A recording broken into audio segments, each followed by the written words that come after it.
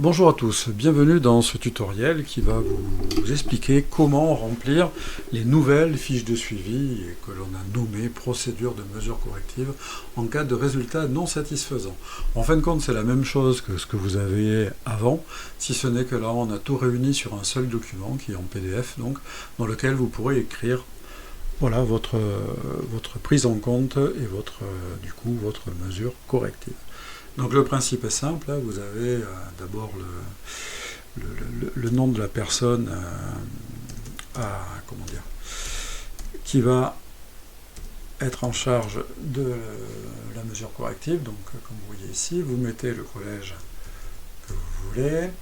Vous allez toujours commencer, on est sur de l'année scolaire systématiquement. On ne sera jamais en année civile, donc ce sera toujours, là en l'occurrence, puisqu'on commence cette année 2024-2025, et donc c'est la mesure corrective 1 qui va commencer à partir des non-conformités de septembre jusqu'à juin. Donc l'idée c'est que quand vous avez une mesure corrective, vous la nommez le rapport d'essai, vous savez, c'est 24, 0, je sais pas, voilà, peu importe, et ça restera donc la mesure corrective 1. Si toutefois il y a une non-conformité suite à un recontrôle, ça restera la 1B, et etc. Et à chaque fois, vous rajoutez le rapport d'essai qui correspond à le suivi de cette mesure corrective. Pour les dates, eh bien, pareil, même principe, même punition, si j'ose dire. Et puis après, vous arrivez à l'échantillon concerné, donc c'est les matrices, hein, produits alimentaires, PA, ben, je ne sais pas si... omelette, je sais pas, j'en sais rien, voilà. Et alors, si vous avez que de la flore, eh ben, ce sera niveau 1. Si vous avez d'autres pathogènes, c'est niveau 2. Et certains pathogènes, c'est-à-dire Listeria, Salmonelle et des staphylocoques à plus de 100 000 UCF, c'est niveau 3. Et pour ça, vous avez ici l'échelle de risque qui était déjà dans le PMS et qui a un peu évolué au niveau des staphylocoques, voilà, avec ce seuil qui est quand même très haut. Donc si vous avez des staphylocoques mais en dessous de ce seuil, c'est un niveau 2, hein, comme les bacillus, comme les clostridium, etc. Ok. Donc voilà, ça, vous faites la petite croix où vous voulez dessus, par exemple, voilà, il y a juste un peu de flore. Et pour les surfaces, par exemple, table inox, zone froide, voilà. Alors là, pareil, là vous aurez que deux niveaux, niveau 1 ou niveau 2, c'est-à-dire que soit de la flore, soit des coliformes totaux, soit les deux. Hein, donc la flore c'est niveau 1, coliformes totaux, on est aussi comme au niveau DPA, en niveau 2. Soyez le plus explicite possible, précis possible pour nommer la zone où l'analyse a eu lieu. Et après, évidemment, si il va y avoir un contrôle, et si, ma foi, ben là, 1B, on ne va pas recontrôler l'omelette puisqu'il n'y aura pas la matrice, ben ça va être un produit, mais avec la même codification. Vous savez, sur les rapports d'essai, il y a des codifications, cirque, voilà, cirque 0,9, etc., 0,10, etc. Pour les surfaces, ça sera toujours A84, voilà, le code. Hein. Voilà, donc là, il faut juste regarder votre rapport d'essai dans l'intitulé, tout simplement. Si vous pouvez le nommer, ça sera que mieux. Après, là, la main-d'œuvre, le milieu, le matériel, la matière première, les méthodes, ça c'est les 5M. Donc pour les 5M, là aussi, nous avons mis un rappel voilà, avec le diagramme d'Ishikawa pour vous rappeler comment on peut essayer d'identifier une cause possible, puisque on va rarement chercher le fin mot de l'histoire, si je puis dire, tant qu'il n'y a pas de dommages corporels, grosso modo, on va aller juste investiguer de manière à revenir à des valeurs conformes, mais sans pour autant aller chercher par de multiples analyses la cause exacte. On fait une mesure corrective à spectre large. En hygiène, on est toujours dans une valeur estimative. Voilà, pour revenir à la conformité. Donc si par exemple main d'œuvre, vous avez mis que votre collègue était enrhumé ce jour-là, voilà, ça a pu influencer, même si vous l'avez déplacé de service, il n'était plus en zone froide mais en zone chaude, ça a pu avoir un impact.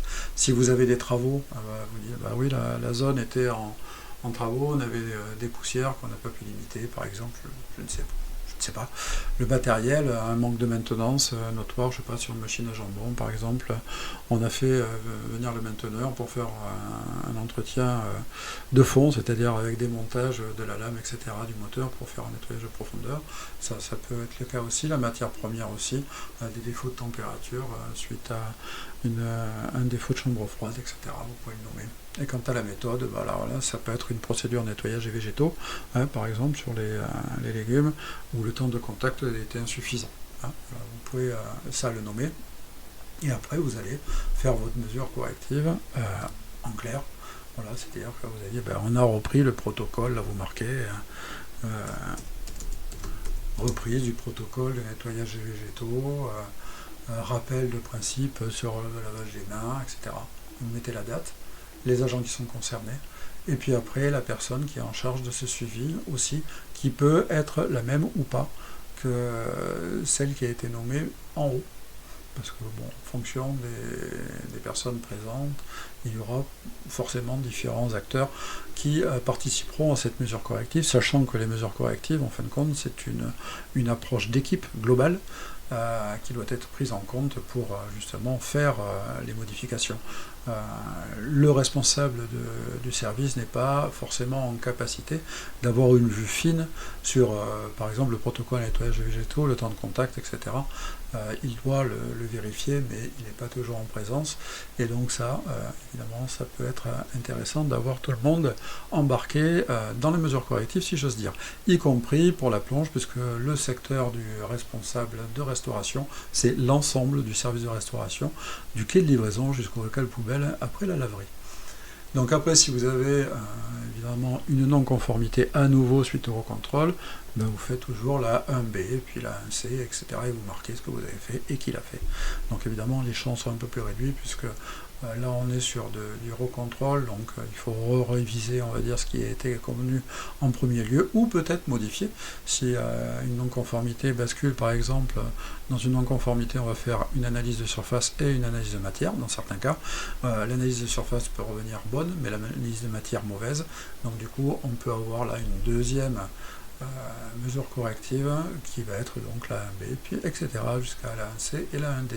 On s'arrête à la 1D, si on arrive au 4e niveau, au-delà, on refait une mesure corrective complète. Ça peut durer un peu longtemps, entre autres. Donc voilà, vous avez ça à renseigner.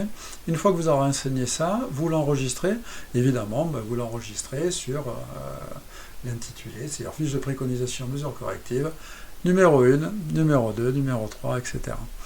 Là, quand vous arrivez à ce seuil-là, vous n'y touchez pas. Là, vous allez regarder par contre. Là, on va renseigner une préconisation par rapport à ce que vous avez indiqué. Et on va demander un recontrôle au laboratoire qui va nous le valider, entre autres. Voilà. Et etc. Même principe, la 1, la 1B, la 1C, la 1D. On reprend la même procédure. Quand l'analyse revient conforme, suite au contrôle, vous allez avoir justement la fiche de finalisation que vous aviez avant, qui est là et qui est réduite à ça, hein, donc à l'intention des différents protagonistes, avec les numéros de rapport d'essai différents qui amènent la levée de réserve, ce qu'on appelle de la procédure. Et ici, le laboratoire et la DEC, donc on apposera notre signature électronique et on vous renverra cette fiche finalisée. Voilà, et donc comme ça, vous aurez pour chaque mesure corrective une seule fiche qui fera la navette entre vous et nous. Si vous avez des questions, évidemment, vous savez où nous contacter. Nous ferons un plaisir de vous renseigner un peu plus sur cette nouvelle procédure.